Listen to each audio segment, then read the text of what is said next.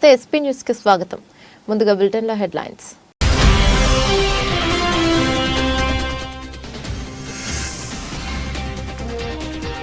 మోదీకి Putin phone, రష్యాలో తిరుగుబాటుపై చర్చ.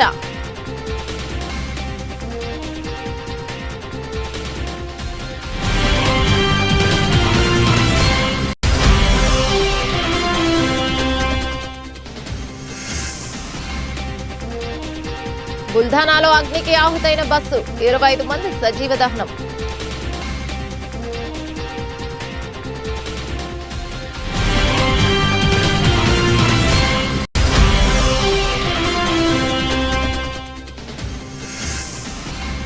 చంద్రబాబు మేనిఫెస్టో కాదు, మోసఫెస్టో.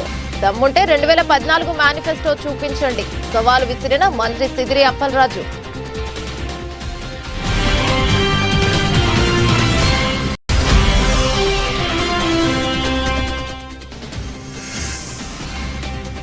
ఖమ్మంలో రాజకీయ వేడి, సభా వేదిక నుంచే ఎన్నికల సమరశంఖం పూరించనున్న రాహుల్.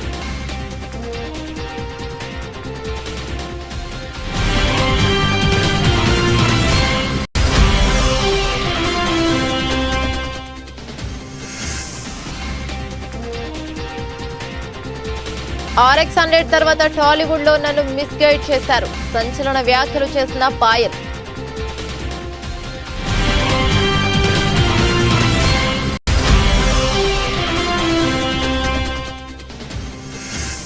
త్వరలో రోడ్లపైన ఎగరనున్న మోడల్ ఏ కారు, ప్రపంచంలోనే తొలి ఎగిరే కారుకు ఆమోదం తెలిపిన అమెరికా ప్రభుత్వం.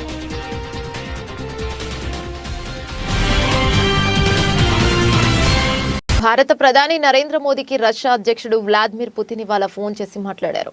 రష్యాలో ఇటీవల జరిగిన తిరుగుబాటు, పుతిన్ రష్యా యుక్రెయిన్ తో జరుగుతున్న యుద్ధం గురించి ఇరు నేతలు మాట్లాడుకున్నారు. Russia private military company PMC Wagner private military chief ఎన్జీవి Prigozhin మరియు 62 ఏళ్ల అతను తిరుగుబాటును తాము తిప్పికొట్టిన విధానంపై మోదీకి పుతిన్ వివరించారు.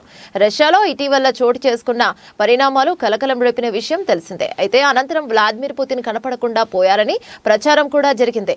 ఆయన ఎక్కడున్నారనే విషయాన్ని బయటపెట్టలేదు. తిరుగుబాటు చేసిన ప్రిగోజిన్ తో రష్యా ప్రభుత్వం ఒప్పందం చేసుకుంది. ప్రిగోజిన్ ను విచారించబోమని, అంతేగాక రాజద్రోహం కేసును ఎత్తివేస్తామని రష్యా చెప్పినప్పటికీ ఆ పని చేయట్లేదని ప్రచారం జరుగుతోంది. ఆయనపై నేరపూరిత కేసులను కూడా ఎత్తివేయలేదని వార్తలు వస్తున్నాయి. ప్రిగోజిన్ పై విచారణ జరుగుతోందని తెలుస్తోంది. రాస్తోవ్ ను ఎన్జీవి ప్రిగోజిన్ తన ప్రైవేటు సైన్యంతో ఆక్రమించిన అనంతరం మాస్కో వైపుగా వెళ్లారు. అనంతరం ఉన్నట్టుండి అటు ప్రిగోజిన్ ఇటు పుతిన్ ఇద్దరు సైలెంట్ అయిపోయారు. భారీ దాడులు జరుగుతాయని ప్రపంచం మొత్తం భావిస్తే మొత్తం నిశ్శబ్ద వాతావరణం నెలకొంది. ఈ సమయంలో మోదీకి పుతిన్ ఫోన్ చేయడం గమనార్హం.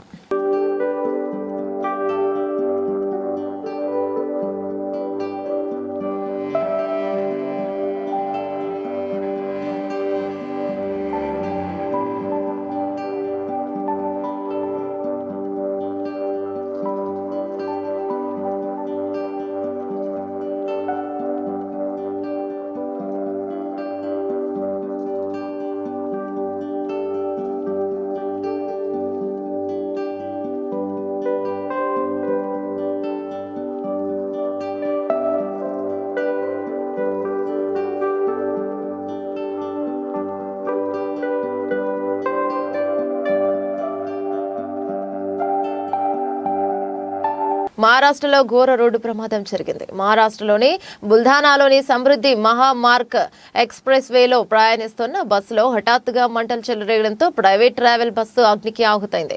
బస్సులో ప్రయాణిస్తున్న 25 మంది సజీవ దహనమయ్యారు. ఒకరు ఆసుపత్రిలో చికిత్స పొందుతూ మృతి చెందారు. మొత్తం ప్రమాదంలో మృతుల సంఖ్య 26కు చేరింది. మరో 4గురి పరిస్థితి విషమంగా మారింది. శుక్రవారం రాత్రి ప్రైవేట్ ట్రావెల్స్ బస్సు నాగ్పూర్ నుంచి పూణే బయలుదేరుతుంది. రాత్రంతా భోజనం చేసి బస్సు ఎక్కారు. క్రమంగా అంతా గాఢ నిద్రలోకి జారుకున్నారు. తెల్లారితే గమ్యస్థానానికి చేరాలన్నది అందరి ప్లాన్. సమయం రాత్రి 2 గంటలవుతుంది. ఒక్కసారిగా కుదుపు, ఎక్కడో మొదలైన మంటలు క్షణాల్లో వ్యాపించాయి. హాకారాలు పెడబొబ్బలు అంతా మంటల్లో అంటుకున్నారు. అందరూ ఆర్తనాదాలు చేసేవారే తప్ప కాపాడేవారు లేరు. మంటలో ప్రయాణికులు సజీవ దహనమయ్యారు. ఒక్కరు ఇద్దరు కాదు, ఏకంగా 26 మంది ప్రాణాలు కోల్పోయారు. తెల్లారేసరికి అంతా బూడిదైపోయింది. సవాలు కాదు కదా, తీసుకెళ్లేందుకు మాంసపు ముద్ద కూడా మిగలేదు. రాత్రి 2 గంటల సమయంలో ప్రయాణికులంతా గాఢ నిద్రలో ఉండగా బస్సు టైరు పేలిపోయి బస్సు పల్టీ కొట్టింది. దీంతో నడుస్తున్న బస్సులోంచి హఠాత్తుగా మంటలు చెలరగడంతో ఈ ఘోర ప్రమాదం జరిగింది. ప్రయాణికులు నిద్రలోంచి మేల్కొనే లోపే క్షణాలు బస్సులో ప్రయాణికులు అగ్ని కీలకులయ్యారు. అయితే ప్రైవేట్ ట్రావెల్ కి చెందిన బస్సు నాగ్పూర్ నుంచి పూణే వెళ్తుండగా ఈ ప్రమాదం జరిగింది. బస్సులో మొత్తం 35 మంది ప్రయాణికులు ఉన్నారు. మృతుల్లో మహిళలు అధికంగా ఉన్నారు. అగ్ని కీలలను గుర్తించిన స్థానికులు బాధితులను హుటాహుటిన ప్రభుత్వ ఆసుపత్రికి తరలించారు.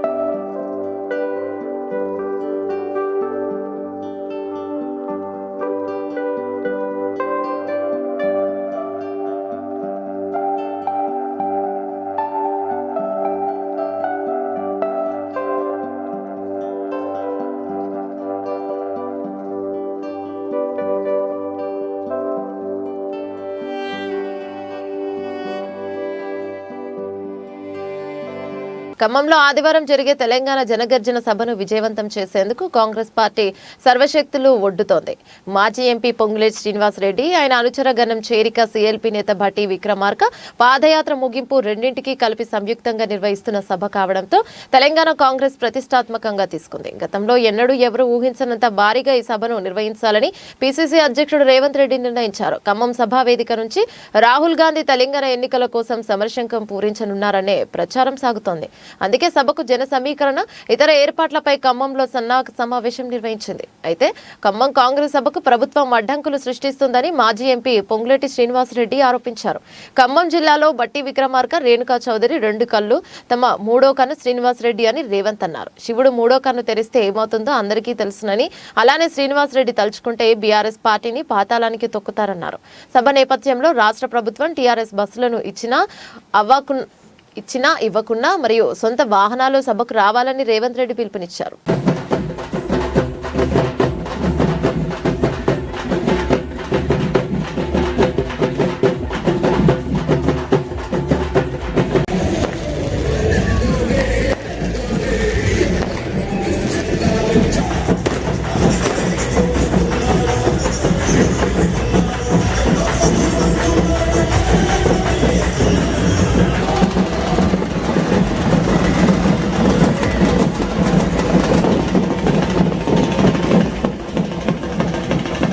తెలుగుదేశం పార్టీ నాయకుడు చంద్రబాబుది మేనిఫెస్టో కాదని, అది ప్రజలకు మోసం చేసే మోసఫెస్టో అని రాష్ట్ర పశుసంవర్ధక పారిశ్రమల మరియు మత్స్యశాఖ మాత్యులు డాక్టర్ సీద్రి అప్పలరాజు అన్నారు. ఈరోజు ప్రగతి భవన్ పలాసలో ఆయన మీడియాతో మాట్లాడారు. చంద్రబాబు ముఖ్యమంత్రి జగన్మోహన్ రెడ్డి పైన రాష్ట్ర ప్రభుత్వం చేపడుతున్న అభివృద్ధి సంక్షేమం పైన అవాకులు చెవాకులు మాట్లాడుతున్నారని తెలిపారు. చంద్రబాబు నాయుడు వాస్తవాలు గమనించాలని కోరారు. 14 సంవత్సరాలుగా ముఖ్యమంత్రిగా ఉన్న బాబు ఆంధ్రప్రదేశ్ రాష్ట్రానికి ఏం చేస్తారో చెప్పాలని ప్రశ్నించారు. రాష్ట్ర ప్రజలు ప్రతి విషయం గమనించాలని కోరారు. 1995 నుండి లెక్క వేసుకుంటే ప్రజలకు ఎన్నో మోసపూరిత హామీలు ఇచ్చారన్నారు. చంద్రబాబు మొదటిగా మనను వెన్నుపోటు పొడిచి ముఖ్యమంత్రి అయితే తర్వాత ప్రజలకేవో మాయమాటలు చెప్పి గద్దె ఎక్కిన ఘనత చంద్రబాబుదని ఎద్దేవా చేశారు. చంద్రబాబు రాజకీయ జీవితమే మోసం, మాయ అని అన్నారు. 2014 సంవత్సరంలో ఎన్నో హామీలు ఇచ్చిన ఒక పెద్ద మేనిఫెస్టో చూపి ముఖ్యమంత్రి అయ్యారని మేనిఫెస్టో తెలుగుదేశం పార్టీ వెబ్సైట్లో లేకుండా చేసుకున్న ఘనత కూడా చంద్రబాబుదే అని దుయ్యబట్టారు. తమ్ముంటే 2014 మేనిఫెస్టో వెబ్సైట్లో పెట్టాలని కోరారు. అలా ఎందుకు తీసేశారో ప్రజలు గమనించాలని, 100 హామీలు ఇచ్చి అందులో 10% కూడా నెరవేర్చలేని అసమర్థత నాయకుడు చంద్రబాబు అని తీవ్ర స్థాయిలో విమర్శించారు. బుద్ధునివాడు కూడా ఎవడు కూడా నమ్మడు. ఎందుచేతంటే చంద్రబాబు ఇప్పటికే 3 సార్లు ముఖ్యమంత్రిగా చేశారు. చంద్రబాబు ఇప్పటికే 14 సంవత్సరాలు ఈ రాష్ట్రాన్ని పరిపాలించినాడు.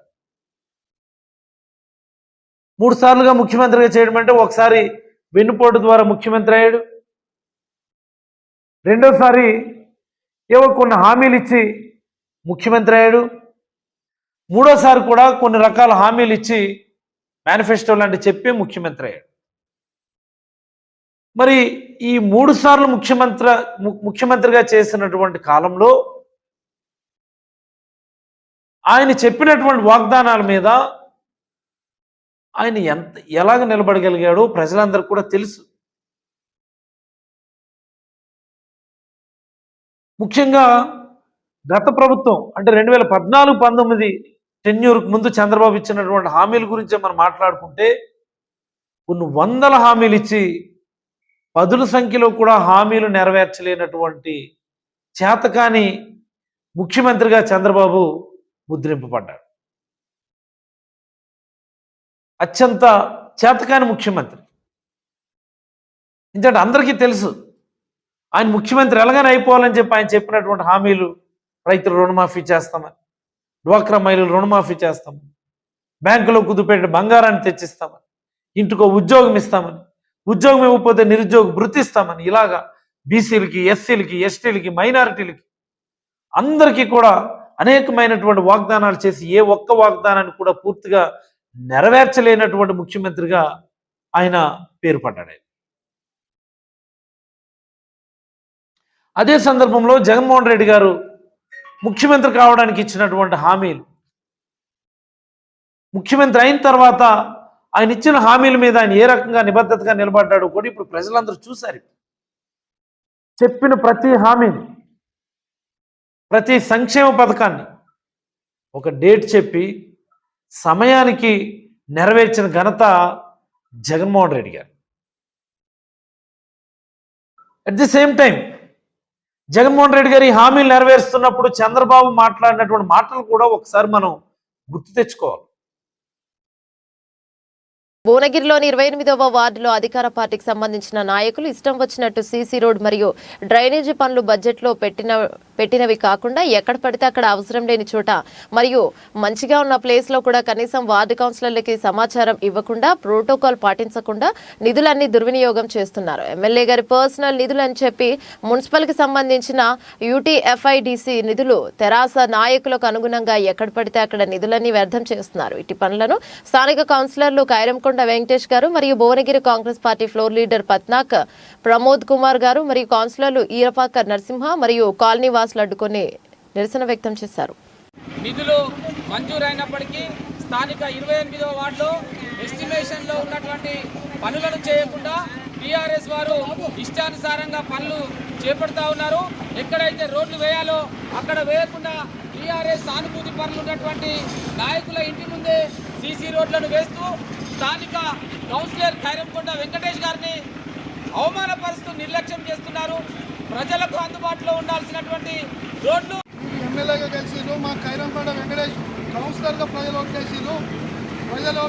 ప్రజల పక్షాన 35 లక్షల రూపాయల సీసీ రోడ్డు పెట్టి 18 లక్షల రైళ్లు మంజూరైతే మీరు వచ్చి తిరిగి ఈ నిధులన్నింటినీ కూడా పక్షపాతం చేసి ప్రజల అవసరాలు ఉన్నటువంటి మాధవసర్లు సత్యనారాయణ ఇంటి ముంగట, భాస్కర్రావు ఇంటి ముంగట వేసే రోడ్డును వేయకుండా ఇష్టానుసారంగా పర్మిషన్ లేని దగ్గర మీకు అధికారం ఉందని మీ నాయకులు మోరీల మీద సీతాపురం సెజ్లో సాయితీ ఫార్మా కంపెనీలో శుక్రవారం జరిగిన ప్రమాదం చాలా దురదృష్టకరమని రాష్ట్ర పరిశ్రమల శాఖ మంత్రి గుడివాడ అమర్నాథ్ అన్నారు. ప్రమాదంలో తీవ్రంగా గాయపడి కేఎస్లో చికిత్స పొందుతున్న క్షతగాత్రులను శుక్రవారం సాయంత్రం అమర్నాథ్ పరామర్శించారు. క్షతగాత్రుల ఆరోగ్య పరిస్థితి గురించి డాక్టర్లను అడిగి తెలుసుకున్నారు. ఈ ఇన్సిడెంట్ కానీ లేదా గతంలో రామ్కి ఫార్మాసిస్లో జరిగినటువంటి ఇన్సిడెంట్స్ కానీ ఇవన్నీ పరిగణలో తీసుకొని ఎప్పటికప్పుడు మనం సేఫ్టీ ఆడిట్స్ చేస్తూ ఉన్నాం. గతంలో ఎల్జీ పాలిమర్స్ ఘటన పరిగణలో తీసుకున్నాం. ఇవన్నీ తీసుకొని ఎప్పటికప్పుడు సేఫ్టీ ఆడిట్స్ చేస్తూ ఉన్నా ఈ యాక్సిడెంట్స్ జరుగుతూ ఉన్నాయి. ఏదేమైనప్పటికీ ఈ కంట్రోల్ చేసుకునేటువంటి దానికి ముందు ఇమీడియట్గా మన తక్షణ కర్తవ్యం ఎవరైతే క్షతగాత్రులు ఉన్నారో వారికి సంబంధించినటువంటి ట్రీట్మెంటు, వారిని బ్రతికించడం అనేటువంటిది ప్రభుత్వం తాలూకా ప్రధానమైనటువంటి ఉద్దేశం. సో మిగిలినటువంటి అంశాలు ఏ రకంగా జరిగింది, ఎందుకు జరిగింది, ఎవరు తప్పిదం వల్ల జరిగింది, ఏంటి ఇబ్బంది, ఇవన్నీ కూడా ఎంక్వైరీ చేసి తప్పకుండా మళ్ళీ తిరిగి మీ అందరితో మీ ద్వారా ప్రజలకు తెలియజేసేటువంటి కార్యక్రమం చేస్తాం. 25 lakhs ఇస్తాం. సార్ పదే మీరు యాక్షన్ తీసుకుంటున్నప్పటికీ కూడా కూడా వాళ్ళు ఇలాంటి ప్రమాదాలు జరుగుతున్నాయి. అంటే యాజమాన్యాలు ఫెయిల్ అవుతున్నాయా మీ ఇన్స్ట్రక్షన్ లేదా వాళ్ళ బనగానపల్లె మండలం యాగంటిపల్లె గ్రామంలో కోటి రూపాయలతో నూతనంగా నిర్మించిన రైతు భరోసా కేంద్రంగాను గ్రామ సచివాలయం భవనంలను మరియు సీసీ రోడ్లను బనగానపల్లె నియోజకవర్గ శాసనసభ్యులు కాటసాని రామరెడ్డి గారు, జిల్లా పరిషత్ చైర్మన్ ఎర్రబోతుల పాపిరెడ్డి గారు ప్రారంభించారు. ఎమ్మెల్యే కాటసాని రామరెడ్డి మరియు యాగంటిపల్లె గ్రామానికి చేరుకునే యాగంటిపల్లె గ్రామ వైఎస్ఆర్ పార్టీ నాయకుడు బండి బ్రహ్మానందరెడ్డి వైఎస్ఆర్ పార్టీ నాయకులు కార్యకర్తలతో కలిసి ఘన స్వాగతం పలికారు. ఈ సందర్భంగా బనగానపల్లె నియోజకవర్గం శాసనసభ్యులు కాటసాని రామరెడ్డి గారు మాట్లాడుతూ యాగంటిపల్లి గ్రామంలో కోటి రూపాయలతో అభివృద్ధి పనులు చేయడమే కాకుండా నేడు ప్రారంభించడం కూడా జరిగిందని, అలాగే జిల్లా పరిషత్ ఉన్నత పాఠశాలకు 1,40,00,000 రూపాయలతో నాడు నేడు ద్వారా మౌలిక వసతులు కల్పించడం జరుగుతుందని, వైఎస్ఆర్ ప్రభుత్వానికి సంక్షేమంతో పాటు అభివృద్ధి కూడా 2 కళ్ళ లాంటివని చెప్పారు.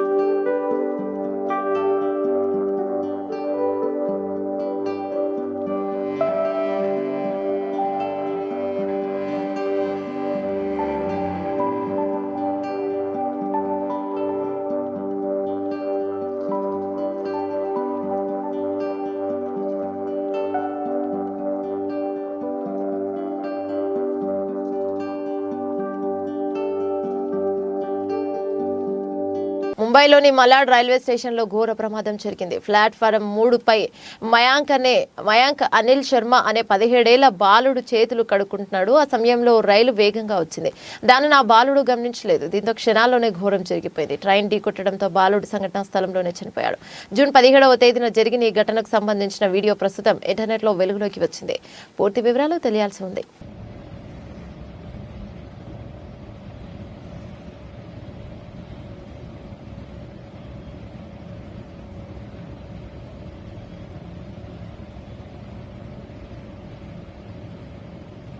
స్వయంగా ప్రతి గడపకు వెళ్లి వైఎస్ఆర్ కాంగ్రెస్ పార్టీ ప్రభుత్వం అమలు చేస్తున్న సంక్షేమ పథకాల గురించి వివరిస్తూ ఇప్పటి వరకు ప్రభుత్వం నుండి ఆయా కుటుంబాలకు అందిన లబ్ధికి సంబంధించి కరపత్రాలు అందిస్తూ ఎంతో ఉత్సాహంగా ఈ కార్యక్రమాన్ని నిర్వహిస్తున్నారు.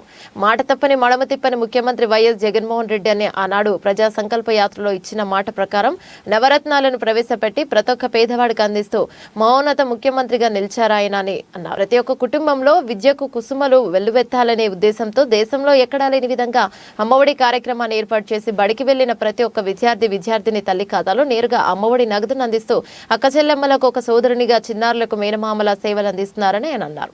కులాలు మతాలు పార్టీలకు అతీతంగా అర్హులైన ప్రతి ఒక్కరికి సంక్షేమ పథకాలు అందించాలనే ఉద్దేశమే గడప గడపకు మన ప్రభుత్వ కార్యక్రమం అని ఆయన అన్నారు. అవినీతికి తావు లేకుండా ప్రతి ఒక్క పేదవానికి నేరుగా లబ్ధి చేకూరుస్తూ సంక్షేమ సారథిగా ముఖ్యమంత్రి జగన్ నిలుస్తున్నారని, నవరత్నాల పథకాల ద్వారా అన్ని వర్గాల ప్రజలకు మేలు జరుగుతుందని ఆయన అన్నారు.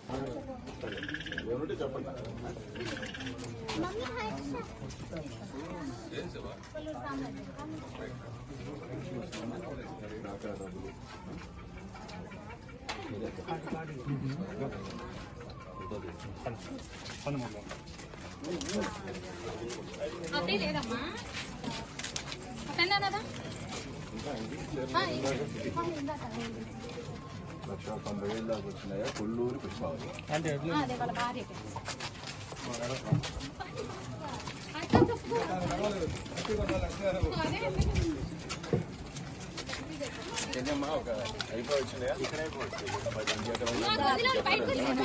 శుక్రవారం అమ్మవారికి అత్యంత ప్రీతికరమైన పవిత్రమైన రోజు కావున విశాఖపట్నం పూర్ణ మార్కెట్ దగ్గరలో ఉన్న శ్రీ శ్రీ శ్రీ దుర్గాలమ్మ తల్లి దేవస్థానంకు 35వ వార్డు కార్పొరేటర్ విల్లూరి భాస్కర్రావు వెళ్లి ఆచట అమ్మవారికి దర్శించుకొని పూజలు నిర్వహించారు. కుంకుమ పూజ జరిపించుకొని తీర్థ ప్రసాదాలు గైకొని దుర్గాలమ్మ తల్లి శుభాశిస్సులతో మీరందరూ సదా సర్వదా అభివృద్ధి పదంలో పయనిస్తూ దినదినాభివృద్ధి చెందుతూ నిండు నూరేళ్లు హాయిగా ఆనందంగా సుఖంగా సంతోషంగా జీవిస్తుండాలని కోరుకుంటూ ఆశిస్తూ అభినందిస్తూ పునఃపూర్వక శుభాభివందనములతో పూజా కార్యక్రమంలో ఆలయ ధర్మకర్త బత్తి మంగరాజు, వైసీపీ నాయకులు, కార్యకర్తలు కూడా పూజించారు.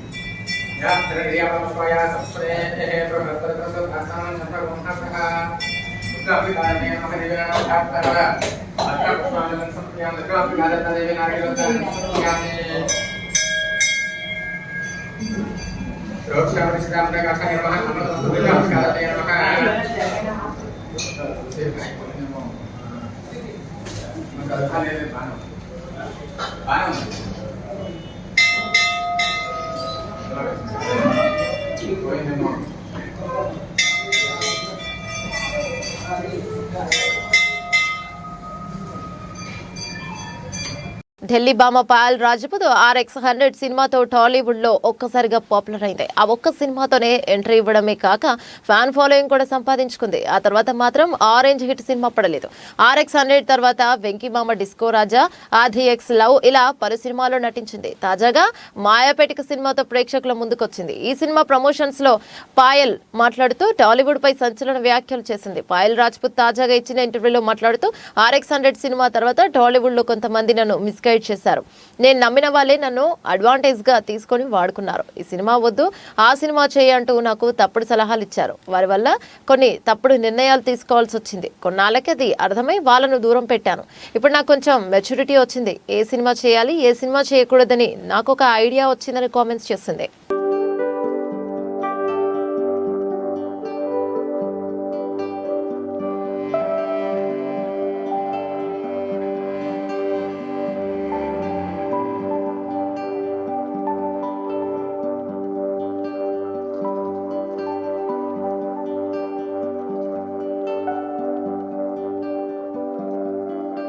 ప్రపంచంలోనే తొలి ఎగిరే కారుకు అమెరికా ప్రభుత్వం ఆమోదం తెలిపింది. కాలిఫోర్నియాకు చెందిన ఆలిఫ్ ఏరోనాటిక్స్ కంపెనీ తయారు చేసిన మోడల్ ఏ కారు రోడ్డుపైన నడవగలదు, గాల్లో కూడా ఎగరగలదు. ఒకసారి ఫుల్ ఛార్జింగ్ చేస్తే 177 కిలోమీటర్ల వరకు గాల్లో ప్రయాణించవచ్చు. అదే రోడ్డు మీద అయితే 322 కిలోమీటర్లు ప్రయాణిస్తుంది. పూర్తిగా ఎలక్ట్రిక్ వాహనం అయిన కారు ధర 2.46 కోట్లు.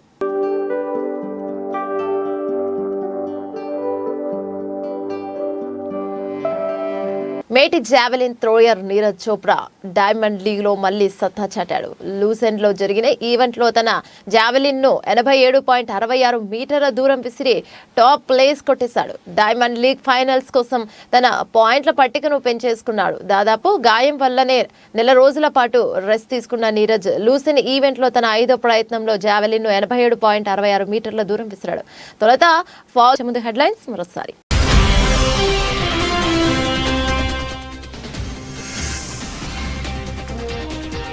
మోదీకి పుతిన్ ఫోన్, రష్యాలో తిరుగుబాటుపై చర్చ.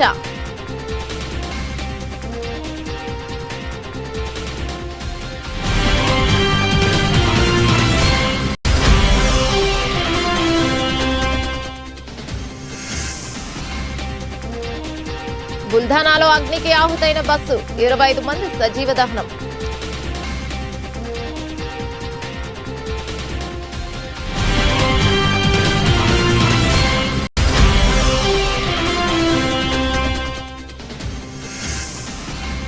చంద్రబాబు మేనిఫెస్టో కాదు, మోసఫెస్టో. దమ్ముంటే 2014 మేనిఫెస్టో చూపించండి, సవాలు విసిరిన మంత్రి సిదిరి అప్పలరాజు.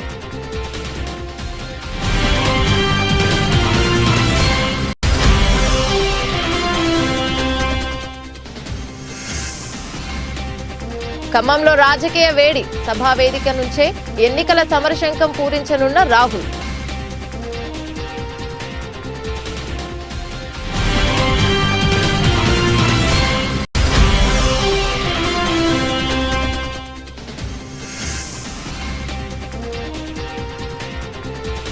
RX100 తర్వాత టాలీవుడ్ లో నన్ను మిస్గైడ్ చేశారు, సంచలన వ్యాఖ్యలు చేసిన పాయల్.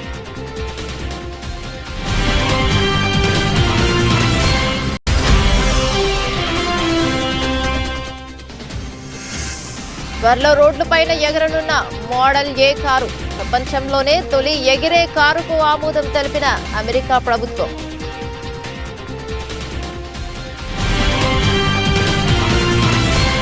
ఇవి బులెటిన్లోని అప్డేట్స్. మరో బులెటిన్లో మళ్ళీ కలుసుకుందాం. అంతవరకు సెలవు, నమస్తే.